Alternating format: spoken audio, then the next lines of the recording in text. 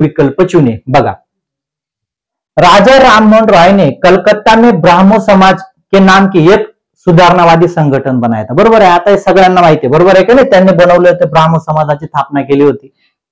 आणि आर काय म्हणताय, वह मानते थे कि समाज में परिवर्तन लाना है और अन्यायपूर्वक तौर तरीकों से छुटकारा पाना है। सगळ्यात महत्वाचं काय होतं का त्यांनी हे संघटन का स्थापन केलं होतं का मोठ्या प्रमाणात समाजावर अन्याय होत होता प्रथांच्या नावावर, हा अन्याय त्यांना थांबवायचा होता, त्या छुटकारा पाहण्याचा यासाठी हे स्थापन केलं होतं। बरोबर आहे का नाही? म्हणजे काय करतात, दोघं एकमेका संदर्भात बोलताय आणि दोघं खरं बोलताय, म्हणजे काय करतात ते एकमेकाची व्याख्या करतात। ये और आर दोनों सही है, ये आर की सही व्याख्या करताय। आता सगळ्यात महत्वाचं, तुम्ही टॉपिक वाचले असणार तर हे समजेल, आणि फक्त टॉपिक वाचलं नाही, पाठांतर, आता काहींना आलोचनात्मक चिंतन माहित नाही, अनिमेशन काय आहे, समालोचनात्मक काय, अपसारी माहित नाही, आणि माहित नसल्यामुळे काय होतात, विद्यार्थी नापास होतात। म्हणजे आलोचनात्मक चिंतनाचा उद्देश काय आहे, कोणता उद्देश त्याचा नाही, हे पण गोष्टी माहित पाहिजे। व्हिडिओ लाईक सगळ्यांनी करा आणि आपल्या विद्यार्थ्यांपर्यंत नक्कीच पोहोचवा।